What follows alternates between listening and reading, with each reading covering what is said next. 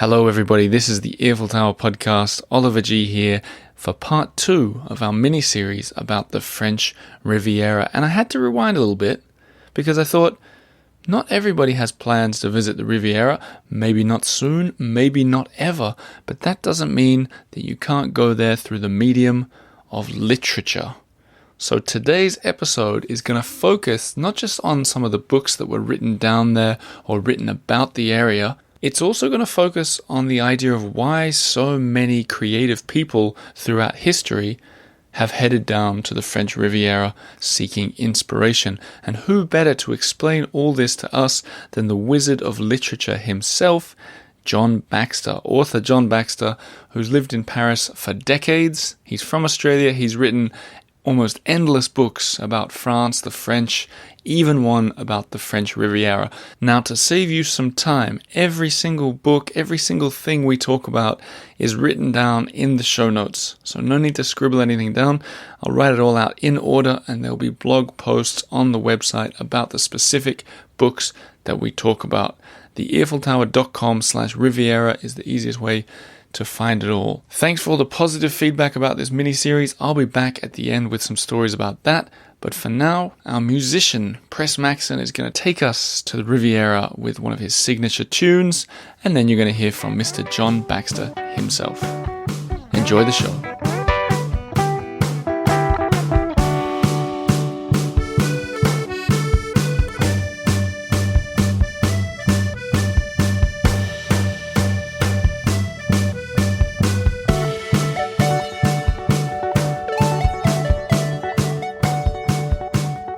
When it comes to the Riviera in the south of France, a lot of people think of beautiful bronzed bodies on sun-kissed beaches. Me, I think of author John Baxter, who's sitting with me now. Oh, do you think I really have a sun-bronzed body? It's very kind. I don't know, I'm not sure, but you sprung... More fish belly white, actually, I have to say. Do you like the French Riviera? Is it a place for you? That's a big question. I mean, it depends which part of it, for a start. It's quite long. I mean, it goes all the way from the Spanish border to the Italian border. That's a long way. So you're defining it as the whole... Because everybody has slightly different definitions. Some say nothing past Marseille counts. Oh, no, I think the Côte d'Azur is the Côte d'Azur, you know. But it's true that it's the area around Caen, Antibes, and Nice that people tend to think of as the Riviera. But you see, the first time I encountered it was at Sète, which is further along towards the Italian area, and which is a port and not terribly glamorous, and no sun-bronzed anything there. But it is the place where bouillabaisse is supposed to have begun, and I was interested in that.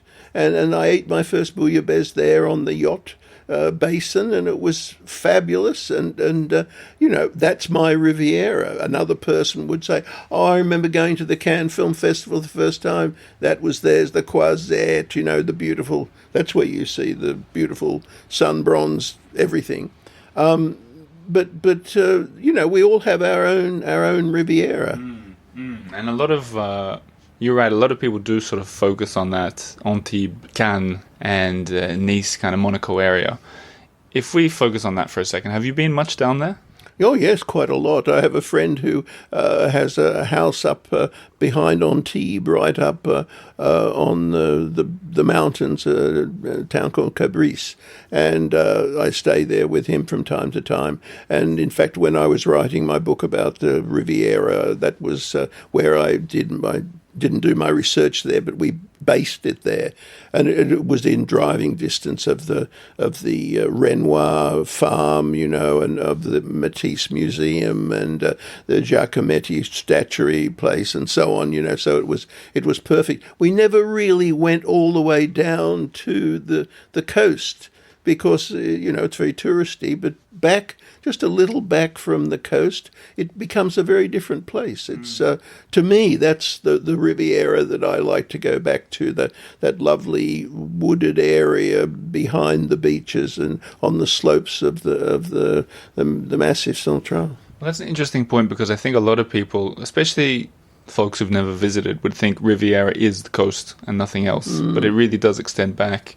into a million small villages, and the beach doesn't necessarily have to be part of it at all. No, and in fact, the beaches are not that great. A lot of them are private, among other things. You can't go on the beach unless you're staying at the hotel.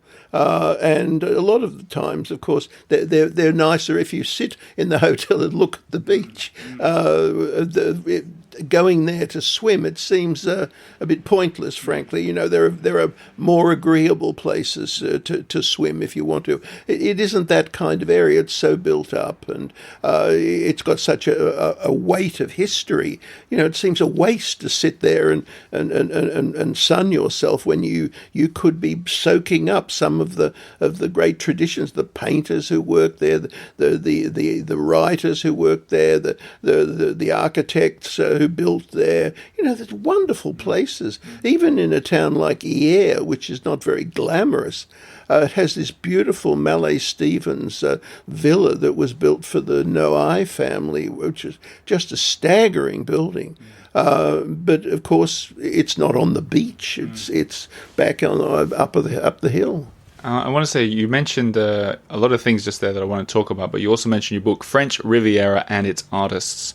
Art, Literature, Love and Life on the Côte d'Azur, with a lovely picture on the front. Robert Carper with Picasso and Françoise Gillot, who was his mistress and the mother of course, Paloma and Claude, who now run the Picasso kind of fortune, the Picasso empire. Well, I want to talk about Picasso as well. But just holding this book in my hand, I know that I've got the right guy to talk about this subject. I don't know. I'm an enthusiast. No, I know. Well, that's very kind. Thank you, Oliver. You mentioned the artists that were down there, and they, you've already said Matisse, Picasso, and Renoir yes. down there as well. But also a lot of famous writers were down there. We're going to talk about books. Hemingway was down there. F. Scott Fitzgerald, the Fitzgeralds together down there. Sure. And many more. Let's talk about this mythology. What brought people down there, and does it still exist today? It's interesting. What mostly brought people down there was health. It was thought that to be in the sun and have fresh sea air was very good for all sorts of diseases, particularly tuberculosis, which was extremely common. In fact, it was epidemic, and so that's why James Joyce, for instance, he died in Grasse, because Grasse, being on the Riviera but up on the hills, was thought to be very healthy. The Menton, which is the town very close to the Italian border, was notorious as kind of the place where you went to die. That's where Yates, the Irish poet, that's where he died. That's where Aubrey Beardsley is buried, the Art Nouveau artist. De Maupassant, Guy de Maupassant, who was a very keen yachtsman. He did a yacht tour of the Riviera and fetched up in Menton, and he said it was like a kind of a funeral home for wealthy young English people. He said you'd see this frail character sort of tottering along the front with his nurse every day, and then suddenly he just wasn't there. And when you asked the man at the desk of the hotel, whatever happened to the young chap I used to see down along the beach, say, he recovered, monsieur, and he's gone home. He knew very well that he'd been planted. There was there's an English funeral, English cemetery, in fact, and in fact, Yates, the poet, was buried there, and later on they decided that they would dig him up and rebury him in Ireland, and they couldn't find the body. There were just so many people that buried there. Wow. They just took the first one that they dug up. And so then, given that there's no tuberculosis today. Oh, well, it does exist. At least not to the same epidemic proportions. Then why? What's the draw card today? Is it? Well, now, of course, it's different. You got to remember that back then, it was not a resort. It was a place where you went in the winter, because it was warm. So, for instance, all the Russians would come over to the Riviera when the rivers froze in October, stay there until April or May when they thawed, and then go back home. And the Riviera was completely deserted from May to September. No one went there. In fact, it was the complete opposite. Absolutely the complete opposite of what it is now. In fact, there are guidebooks that says, whatever you do, don't go anywhere near the place during the summer. It's so hot, and you wouldn't like it at all. That's fascinating, because I think guidebooks today might say the same thing, but for different reasons. They say don't go July, August because there are too many people. So crowded, I know. Well, you see, what changed was in the late 20s, Cole Porter, the songwriter, and his wife, who was extremely wealthy, they went down there, and they had friends there, and they said, why does everybody leave? And they said, well, we don't know. It's so nice here during the summer. So they said, well, let's go and find a beach. And the nearest beach they could find was so little used that it was a metre deep in dried seaweed. And they had to kind of burrow out a little spot for them to sunbathe. But they stayed there for a couple of months. And then their friends Gerald and Sara Murphy, who were wealthy, Murphy-owned chain of expensive men's wear things in America, he could afford to do this. So they moved there. And then Scott Fitzgerald and Zelda came, and they persuaded the big local hotel, the Hotel Cup, which normally closed down all through the summer, to stay open. But they offered, we guarantee you we will rent a wing. And that meant that it stayed open. And gradually people sort of filtered down there because it was an interesting social place. That's when it began to change from being a place where you went if you were sick to rather than to a place where you'd go if it was a very trendy spot to hang out with elegant but slightly bohemian kind of people, arty people. And then, of course, you begin to get the whole fantasy of the Riviera, which really took fire when the railways connected up. Sure. Because up until then, there was no rail link. There was no link of any sort to the Riviera. You had to come by boat, which is how the Russians would arrive, by yacht. But once they put in the direct line, and then they brought in what was called the Train Bleu, the blue train, which was an all first-class, non-stop service from the English Channel all the way down into Italy. That's when it became very fashionable, to travel on this beautiful blue train with all of these elegant gamblers on their way to Monte Carlo, and all these beautiful prostitutes who were known as the Madonnas of the sleeping cars. Wow. But it became an elegant thing. As Michael Powell said to me, the film director said, my dear chap, he said, it's the only way to travel. Wow. But all that's left of that now is the Train Bleu restaurant. That's right. The Train Bleu restaurant was the old restaurant of the railway station, where if you didn't come from England, you picked up the train at Paris, and that's where you would wait, and therefore it's beautifully elegant and Art Nouveau. But they were going to close it. They were going to tear it down. It was only André Malraux, de Gaulle's Minister of Culture, who saved it. You strike me as the kind of man that would enjoy a meal there.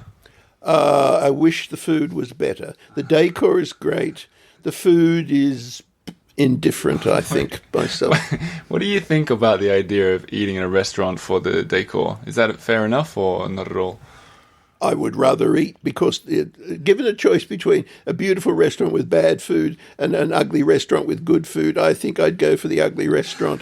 But there, as you know, I don't have to tell you, that there are any number of Paris restaurants which rely on their decor to coast, basically, and they give you the most basic meal.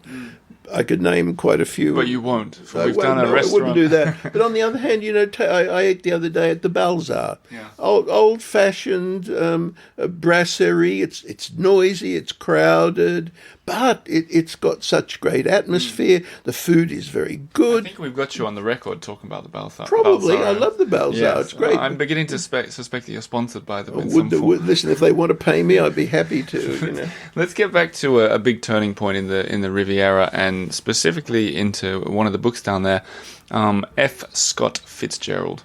And I know that we're going to talk about Tender is the Night a little bit. But as a sort of lead into this, a lot of people followed his footsteps and went down to the Riviera, maybe seeking the ghost of, kind of like how they do in Paris, seek the ghost of Hemingway. I'm curious, before we get into that book, what you think about people sort of touristing after these legends and going to these places which change so much, like the Deux Magots in Paris, the Café de Flore, lose perhaps all the charm that Hemingway enjoyed them for. What's your take on that? What's your brief take on that so we can get into the book? Well, in a way, it's whatever floats your boat, isn't it? If that's the way you make contact with your muse, if that inspires you, then that's fine. But as you know, people in France do not associate cafes with writing. They Maybe writers go to cafes, but the French do not write in cafes. They don't think of them as places for literature. And in fact, the few people I know who do write in cafes go out of their way to find the nastiest, most remote and ugly place because they don't want to be distracted. Going to the Flore or Deux Magots or to the Coupole and hoping to commune with the spirit of whoever, I mean, this is absurd. Yeah. But it's a bit like going to a church and not bothering to pray, because you're just there for the decor. Right. Okay, good answer. F. Scott Fitzgerald. He was down, I believe he was staying in the Belle Rive at some point. His name's out the front. He lived next door to it, I think. Yes, that's right. No, and he did. What happened was he wanted to write The Great Gatsby. He came to France. He didn't want to do it in Paris. It was too busy. He went to a small village called Saint Raphael, which is on back from the Riviera, very ordinary. He didn't choose it. He asked an estate agent to find a spot for him where he could work. And he began writing The Great Gatsby. While he was doing this, Zelda, who was bored, went down to the beach where there was a casino, not a casino in the sense of a gambling place, but a kind of open cafe, bar, theatre place. And it was haunted by these French pilots from the nearby base, and she fell in love with one of these and had an affair with him, and so here is Fitzgerald writing in the house, and every day Zelda would come home and abuse him and demand that they get divorced because she wanted to go off with this pilot and so on. Made his life a misery, really. But this is the extraordinary thing. In a way, he fed off the misery. I think he fed off the kind of tensions that were induced by her. That's what Gatsby is all about in many ways. Zelda, of course, tried to commit suicide. After this, she took an overdose. Actually, by then they were living in the Hotel de Cap, and she tried to commit suicide there. And Murphy and he had to keep her walking until she worked the drugs out of her system. Was Murphy the one? Tender as the Night was sort of based. Yeah, Gerald and Sara. It's dedicated to Gerald and Sara Murphy. Mini fetes, mini parties. They hated it. They were totally insulted by the book. They thought it was. Well, what do you make of the book? Oh, it's a flawed but excellent book. It's one of his best, I suppose. After Gatsby, it's his best book. So when you say flawed, what do you mean? Well, he never quite got the structure right. There is, you may know, it's just in two versions. There's one version where it begins with Nicole Diver, the Zelda character, is in a mental home in Switzerland, and Dick, her husband, is thinking back over how her sanity collapsed. and then it's all flashback after that. But the original version, it begins.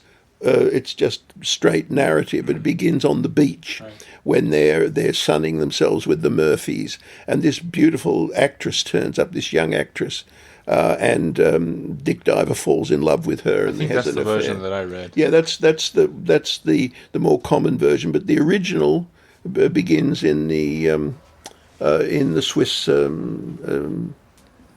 Yes, this is. As we're talking, I'm grabbing a first edition. It is the first edition. Yes, it's one of my treasures. Has a lovely. This is the bay that you were mentioning. That's Juan Lapin. That's right, Juan Lapin. And this hillside with the trees and the foliage is now the Sophia Antipolis, which is this big industrial kind of scientific industrial park, which is where, in fact. J.G. Ballard sets one of the best modern Riviera novels, which is Super Khan. Super Khan. He sets it on this hillside. We get the amount of names and books that we've mentioned so far. I'm going to have to have an index. Well, yes, with all this. So there will be. Don't worry, everybody. No need to jot everything down. Yeah. But this book that you're holding. I'll take pictures of it as well to share. But how do you know it's the first edition that's sailing inside? Oh well, this is Lois Moran. This is the woman, the basis of the actress character, the Rosemary Hoyt character, whom Scott Fitzgerald fell in love with. A photo of her inside. Yeah, exactly. With Scribner's books of this period, this. See, it says 1934. Wow. And this is the original colophon. It's 1930. If it had another date here, it would mean that it was... right, so it's got typos in it, probably. Oh, well, yeah, that's like my Gatsby. It has a lot of errors that were corrected in later editions. I feel like once we've talked about the value of these books. Is that something you're comfortable to say how much it's worth, what you're holding? Tender as the Night. I suppose this is worth... 15,000, something like that. Goodness me. Gatsby is worth 110,000. Have you got that? Yeah, sure. Well, it's got nothing to do with what we're talking about. No, but I mean, it's. Well, I don't know. To me, they're precious for other reasons. I didn't pay that for them. I bought them when you could buy these books for almost nothing. Threepence. Well, not quite that little, but look, remember, Scott Fitzgerald died in 1940. Not one of his books was in print. His total earnings that year, from everything, all his books combined, was $13.13. Goodness. All that revived interest in Fitzgerald was the post-war boom in paperbacks. And a lot of colleges were teaching American Lit 101, and to have a short, interesting book that was available in paperback was perfect. And so everyone set it as a text. And which one, Gatsby? Though? Gatsby, yeah. Great Gatsby, right. Yeah. Tender as the Night is still relatively little known. Well, I want to say one comment on it before I want to get into some other books, is when I was reading it, I felt there was a great deal of pretension, as in, like, they felt the way that people talked. I couldn't tell if it was a way that people talked in the 20s and 30s or whether they were all a little bit full of themselves. Both, I would think. No, I think the dialogue was always one of his better things, I thought. He doesn't use a lot of dialogue. Most of it's straightforward narrative. But yes, they were affected. It's true. They considered themselves to be, better than everyone else. And of course, the slang dates very badly. But the other book I mentioned, Zelda Fitzgerald's novel, Save Me the Waltz, it describes that period we were talking about when Fitzgerald was working on Gatsby and she was having the affair with the French pilot. And she's very graphic in her description of what it was like to be dancing with him, and her wearing this very thin dress and him just wearing something very light, and she could feel his body through, etc., etc. It's a very frank novel, very graphically described. described, and you really get a sense of how different their two perceptions were of the same period, you know. And as for the French pilot, he had no idea that she was that much in love with him, or didn't know about her trying to commit suicide, didn't know about him being kind of part of the Fitzgerald mythology. People tracked him down 30 years later, and he was astonished that, you know, he figured in this famous sort of ménage à trois. This book, Save the Waltz. I haven't read this one. But it's uncommon. This is the first English edition, and it's the only copy of it I've ever seen, frankly. Would you recommend, Simon, you're my mentor when it comes to reading. Would you recommend I read this one, or would you recommend the listeners check this book out? It's a hard read. I would recommend it. It can be kind of turgid. She's very intense in describing landscape and so on. It's very interesting if you're interested in Fitzgerald and so on. But I would say if you want to read something of that about that period, I would say Tender is the Night is the more accessible, the most accessible. It'd be interesting to read them together, one after another, to sort of compare. Imagine being at the dinner table or a fly on the wall when these guys had their books coming out. They'd both be angry at each other by the sounds. Well, this was the thing. The Murphys hated the Tender is the Night, and Sarah wouldn't speak to the Fitzgeralds after that. The Fitzgeralds behaved terribly. You know, they would get drunk and they would throw garbage onto the lawn and everything. And on one occasion, they behaved so badly that in fact they went to a restaurant. There was a band, and they ended up locking the band up in the cellar of the cafe and keeping them there all night and smashing all the china and everything. So the Murphys barred them for a month. They wouldn't be welcome at the house for a month. Jeez. But at the very first day after the month, there they were back again. You know. This feels like a whole different life down there. Switching to a very different kind of book that we both read. Marina Picasso, Grand-père, grandfather, yeah. Well, there's, as you know, there's a little photograph of her and I standing on the steps of La Californie. You'll have to explain for people. Everyone knows who Picasso is. But yeah, Marina, Picasso's first wife was Olga, a dancer in the Ballet Russe, and they had a son, and his name was Pablo, and he had two children, little Pablo, Pablito, and Marina. Pablo had no artistic ability at all. He wanted to open a garage. You're talking about the son of Pablo. The son of Pablo Picasso, by Olga, the first wife, and Picasso said, "No son of mine is going to run a garage," and so he made him his chauffeur, which Pablo found humiliating, and it made him an alcoholic, or maybe he would have been an alcoholic anyway. So this meant that Pablito, little Pablo, his son, and Marina were pretty well abandoned on the Riviera, living with their grandmother, who was their mother, who was increasingly crazy, right, and became, in the end, had to be certified. So they lived on the street basically. She became a kind of bum.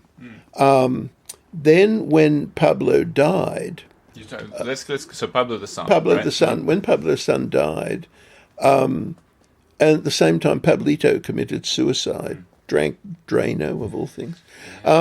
The family decided we'll have to gather her in, and so she was living on the street. She had like one T-shirt, one pair of jeans, right, and she got a letter with a single first-class air ticket to Paris.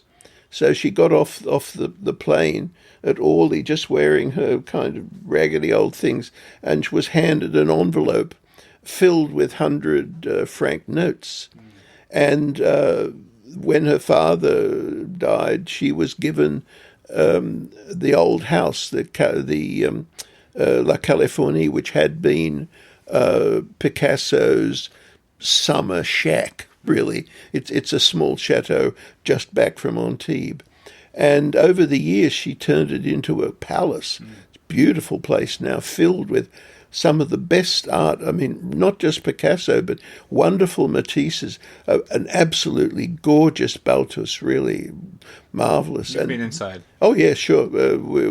I was doing a documentary about what happened to Picasso's money, because he died without writing a will. Intentionally, he said they're fighting over my money while I'm still alive. What's it going to be like when I'm dead? Wow. Hey, can you confirm, I heard a story that he used to buy everything with checks because people would cash in the signature and never cash in the check. He wouldn't even do that. He would sign something. Yes, you're right. To that extent, he would sign it when the menu came.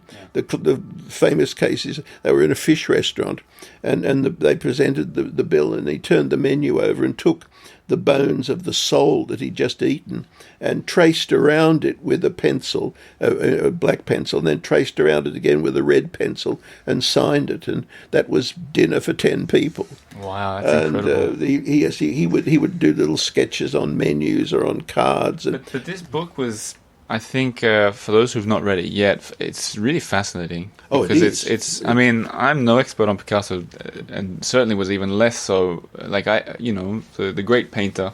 You can go and see his museum in Antibes, which is lovely. Right. A lot of ceramics and stuff. It's not. Yes, well, that was where he was working at the place called Villa Noailles, right. Where they had a ceramics place. And yes, for a while he didn't make the ceramics. They would give him the soft clay vases and things, and he would mould them into the shapes he liked, and then they would bake them, rate them. But what we didn't talk about is when you leave that museum, I can't remember, but I doubt they'd be selling this book, because what we haven't talked about is it's her tell-all of what a horrible... Well, as I said, she was living on the street with her little brother, and there was their grandfather up in La Californie, living with his later wife, then his housekeeper Jacqueline, and when they needed money, like for school books, they would go up there, and they would say, "Can we see our grandfather?" And the Jacqueline would say, "Stay there outside, I'll see." And she'd go and she'd come back and say, "No, the master can't see you." Yeah, that was a strong part of the book. It really put things into a different perspective. What does that mean for these museums? Like, if do they sort of cover it all up? Do they pretend this book doesn't exist? Do they pretend Picasso was a great...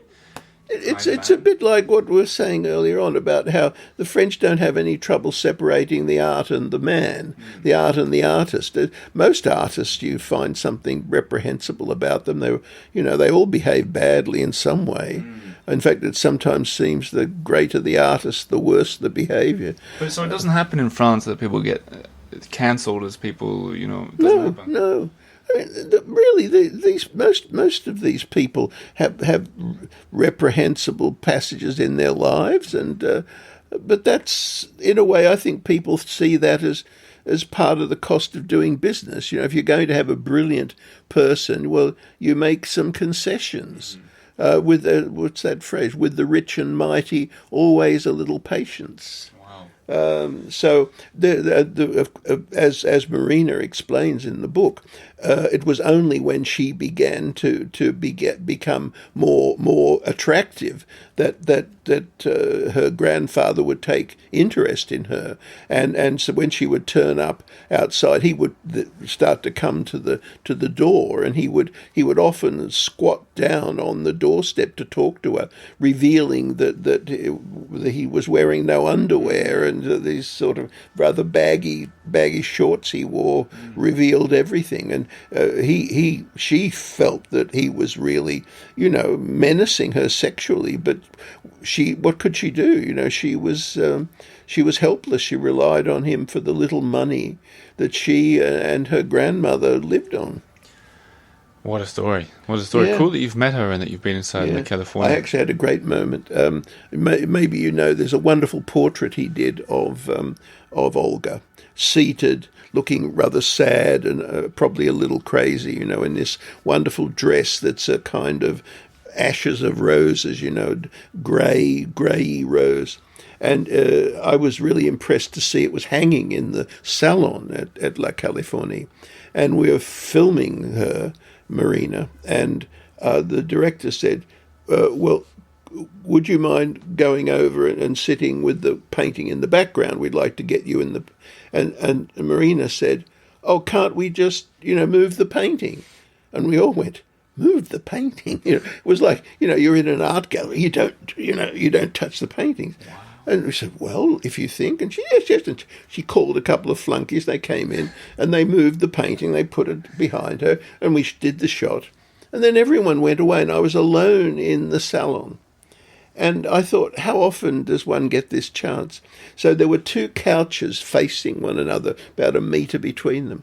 And I took the painting. It was very light. It was on a stretcher in a very light frame. And I leant it against the other couch and sat as close as I am sitting to you. And I mean, how often do you get that close to a masterpiece? You could actually think, oh, look, he didn't really finish the painting on the sleeve because that wasn't what he was interested in. What he was interested in was the angle of the elbow, and that's, oh, look, see, the colour is a bit different there, and so on. I mean, there's this wonderful moment when a spark jumps, you know, from the artist to you, and there's nothing in between. There's no barrier. That happens hardly ever. And it was a great moment. I really never forgot that. I think that's a really good way to end the episode, actually. On Sure. that point of... and you can put the painting in so people will know what... There you go. Yeah. So there you go. There's some books. Maybe we finish on the idea of when it comes to reading about the Riviera, is it best to do it down there while you're there, or is it... No, why would you go there and read? You know, that's the thing. I wouldn't bother. I mean, it's there to be experienced. I would actually, the sort of things, rather than read, I'd go and have lunch at the Colombe d'Or, which is this wonderful outdoor restaurant where Zelda and Scott used to go. It's up in St. Paul de Vence. So I'd go up to the Renoir farm where you can do this wonderful walk through the gardens with all these giant olive trees, and I'd go and you know, go through the Carlton Hotel and have a cocktail there where Cary Grant drank in To Catch a Thief, and I'd experience it, and then later on you can read a book about it. You know what I'd like to do? Yes. What? I'd like to be sitting inside at the Belle Rive Hotel in Juan-les-Pins. Mm-hmm.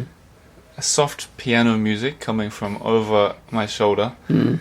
You sitting there across from me, looking out over the glistening water and hearing more of your stories about the Riviera. Well, any time. I'd be happy to do it. Okay, I'll see what I can do to fix it. Absolutely. John Baxter, thank you for your time. My pleasure. There you go, John Baxter. You can find his website, how to book him on a walking tour, how to get that book that he wrote about the Riviera, all in the show notes before. And how interesting that story about why people went to the Riviera in the off-season. It was totally different. Everything I ever believed is turned upside down. That's John Baxter for you, always bringing the interesting perspectives. Right after this episode finished, I pressed record straight away and we talked about Bonjour Tristesse and his own novel in greater depth, as well as a few other things. So if you're a Patreon member, you can hear a bonus episode. The reason I'm doing bonus episodes for Patreon members is because 95% of the members requested it in a recent survey. Anyhow, thanks for all the positive feedback about this new season. We'll give it one more episode at least next week, and I'll end on a funny story. I was at a wedding in Paris just a couple days ago, and I saw some people that I knew, longtime friends, and someone introduced me to their girlfriend. And I said, "Hi, I'm Oliver." And she said, "I've sure heard an earful about you." And I laughed. And she said, I bet you get that all the time. And I said, after 6 or 7 years, you're the first person who's ever said it. So there you go. Wordplay is always a hit around here. Thanks for keeping me on my toes. Thanks to all the listeners for listening. And I'll be back again next week with another episode. Press Maxon, take it away.